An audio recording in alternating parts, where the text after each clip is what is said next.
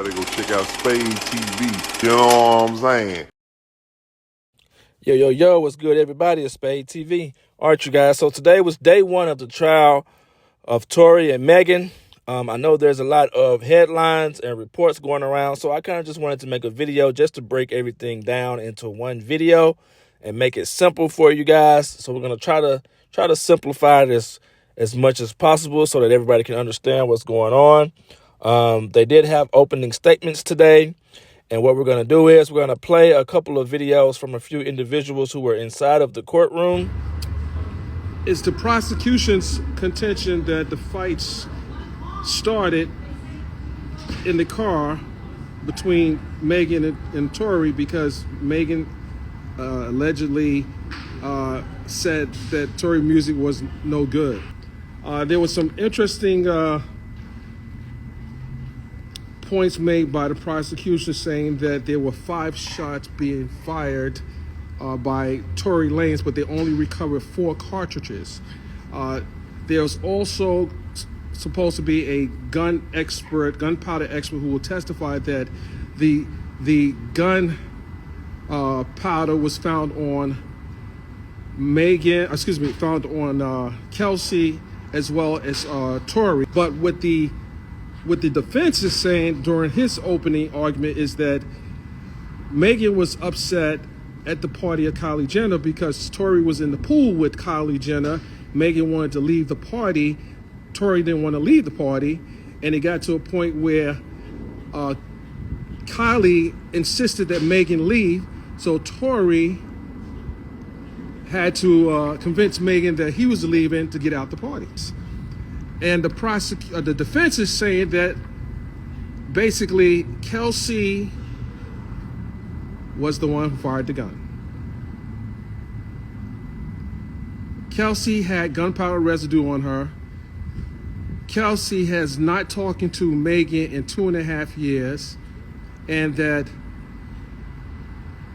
Tory's position, he didn't fire the gun.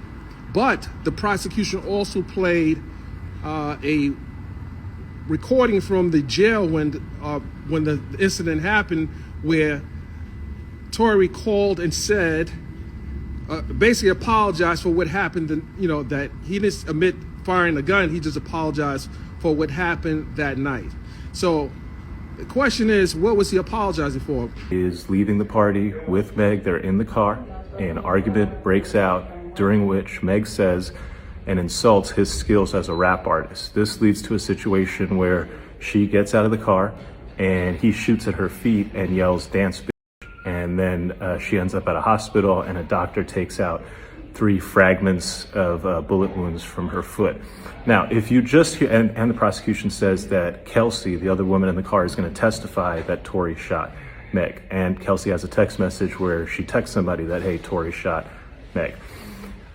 And then the rest of the prosecution's case is based on all these calls and texts where Tory's like, "Oh, I'm so sorry. Oh, I'm so drunk." He never says that I shot him. He's just like, "Oh, I'm just so sorry. I'm so drunk." So question what he's apologizing for. So that's the prosecution's case. Seems pretty easy. Then the defense comes up and man, it gets spicy. First, the defense goes, they're not telling you about half of what's going on. The most important thing they're not telling you about an eyewitness who saw 2 women fighting, Kelsey and Meg. And so let's talk about why them 2 are fighting. Let's talk about how she was in the front seat. The gun was caught in the front seat. Let's talk about how she might have gunpowder. She does have gunpowder. Let's talk about how this has nothing to do with the fight between Tory and Meg and everything to do with the fight between Meg and Kelsey. And then the defense starts dropping the bombs.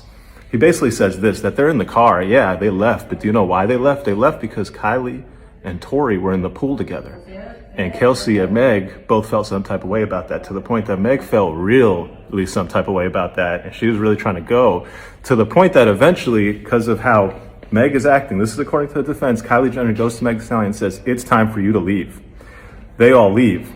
The defense's point is what happens in the car is this. Tory questions Kelsey, "Hey Kelsey, why are you backing up Meg for me trying to, get it on with Kylie Jenner? Meg has been snaking men from you your whole life. I hooked up with you, Kelsey, and then Meg went behind your back and hooked up with me. And Kelsey, this is not the first time.